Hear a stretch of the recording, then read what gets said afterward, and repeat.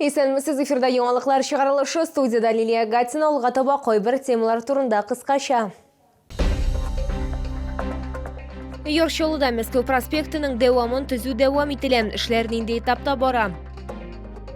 Ширкиләр һөҗүменә әзерләнергә кирәк, ширкиләр нинди зыян китерә ала һәм аларның тешләүеннән үзеңне ничек сакларга.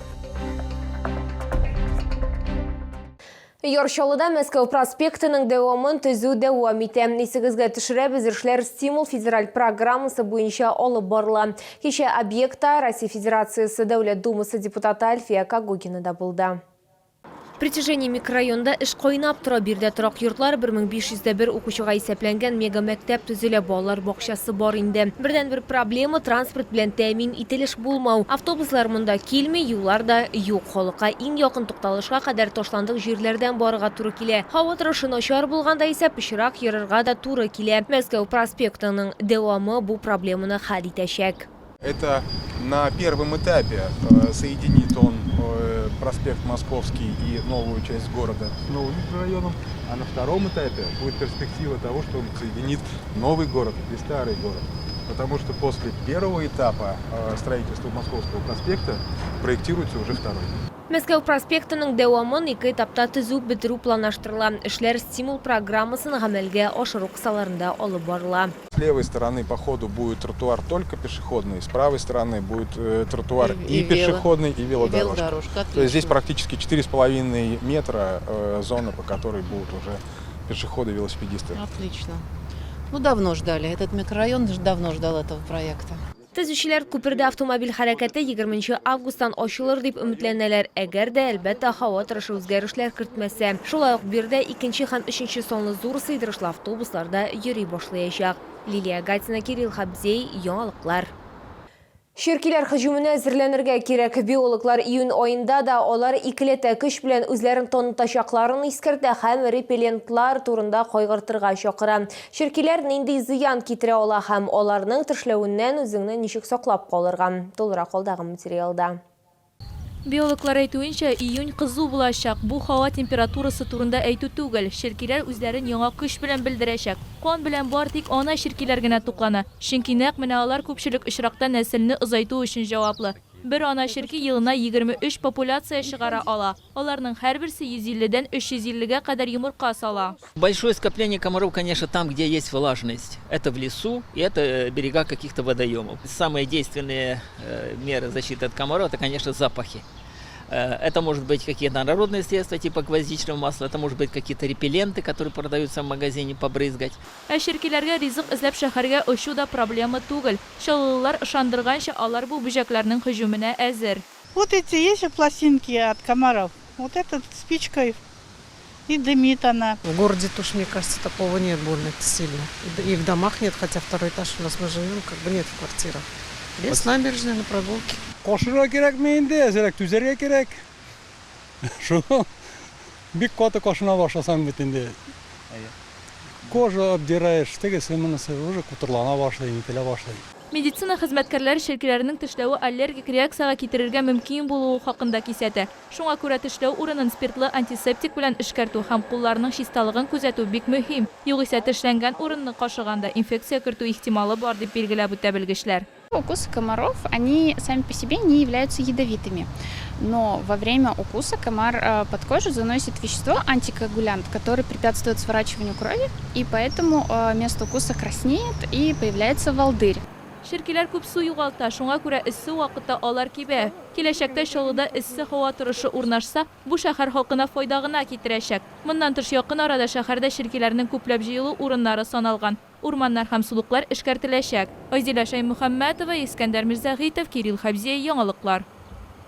8 июньдә халыкны социаль яклау өлкәсе хезмәткәрләре үзләренең һөнәри бәйрәмнәрен билгеләп үтә. Безнең төшерү төркеме бу көнне Чаллы картлар интернат йортында булды. Айзилә Шаймөхәммәтова теманы дәвам итәчәк. Ул һәрвакыт үз карамагындагыларга ярдәм итә, чөнки ул алар өчен социаль хезмәткәр генә түгел, дуста. Светлана Сафина мөгаен алар турында ашау рационыннан алып сәламәтлекләренә кадәр барысын да беләдер. Социаль яклау өлкәсендә ханым 10 елдан артык эшли. Начала я с приюта для детей.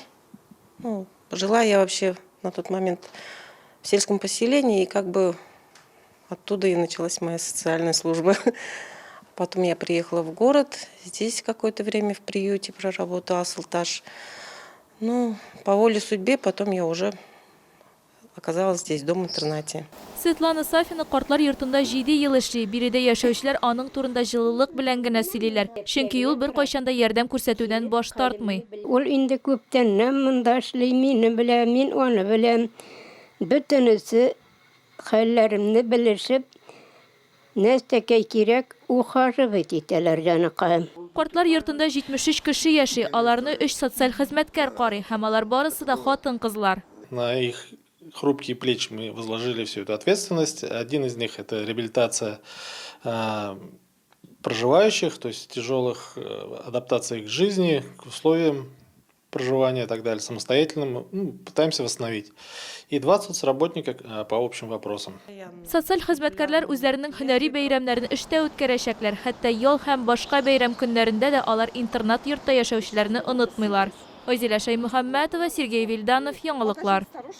Мәктәпне җәй көне дә онытмыйлар. Дәресләр урынына хәзер сау һавада уйнау, физкульт минутлар, театрларга һәм бассейннарга бару.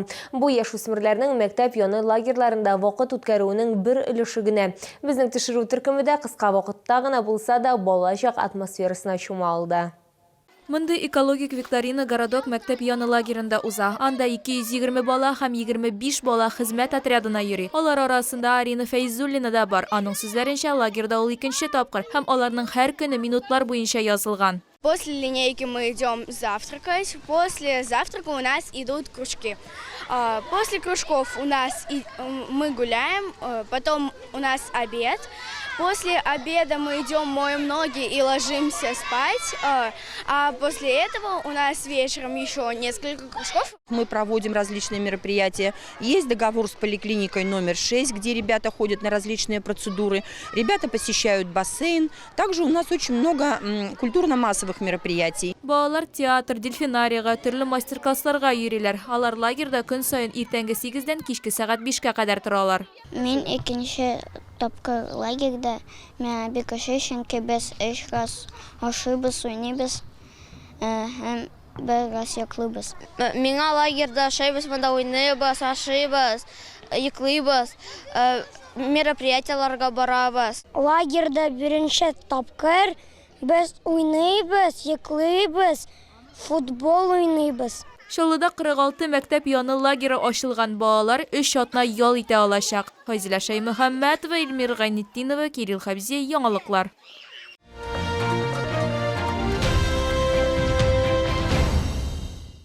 Төрле зауык өчен һәм төрле төстәге аяк киемнәре, Беларусь аяк киемнәре күргәзмәсе Алабугага да барып җитә. Чаллылар сыйфатлы итекләрне, туфлиләрне һәм сандалияларны бәяләргә өлгерде инде. Уңайлы һәм җайлы аяк киемнәрен сатып алырга өлгерегез. Күргәзмә 10 июньгә кадәр эшли. Алабуга һәм Яршалы халкы үзләрен Белоруссиядан килгән сыйфатлы, уңайлы һәм җайлы аяк киемнәре белән сөендерә ала. Ир-атлар һәм хатын-кызлар коллекциясенең киң сайлап алу мөмкинлеге, шулай ук арзан бәяләр сатып алучыларны шаккатырачак. Барлык тәкъдим ителгән моделләр фабрикада җитештерелгән. Данные летние туфли очень комфортные, удобные, подходят на любую полноту ноги. И на такие проблемные ноги выпирающие косточки, деформация пальцев, а также обувь имеет очень красивую перфорацию. У мужчин в основном проблема на высокий подъем. Данная обувь это все предусматривает. То есть с одной стороны идет резинка, с другой стороны лип. Зимний сезон ботинкалар, ярым итекләр, төрле туфлиләр һәм җиңел сандалиялар бирдә киң төсләр гаммасы тәкъдим ителгән. Отличная обувь, мягкая, удобная. Для кого есть косточка, это просто находка. Беларусь аяк киеме күргәзмәсе 10 июньгә кадәр дәвам итәчәк. Алабугада аяк киемнәрен Тынычлык проспекты 28 иллюзион кинотеатры, шулай ук Яршалы шәһәре үзәк сәүдә үзәгендә сатып алырга мөмкин.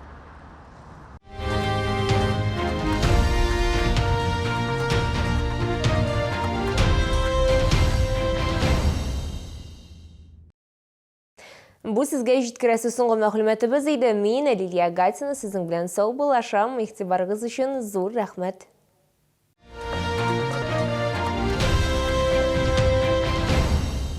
Челны, встречай! Свежий улов прямо с Камчатки. Чавыча, красная икра, белорыбица. Все от производителя. С 12 по 17 июня. ТЦ Грин, 1 этаж. Остановка Глобус. Варикоз, проблемы с венами, сосуды на лице, купероз. Медицинский центр флебологии поможет. Большой штат сосудистых хирургов, проктолог, невролог, специалист по диабетической стопе, ультразвуковая диагностика. Здоровые сосуды – наша забота.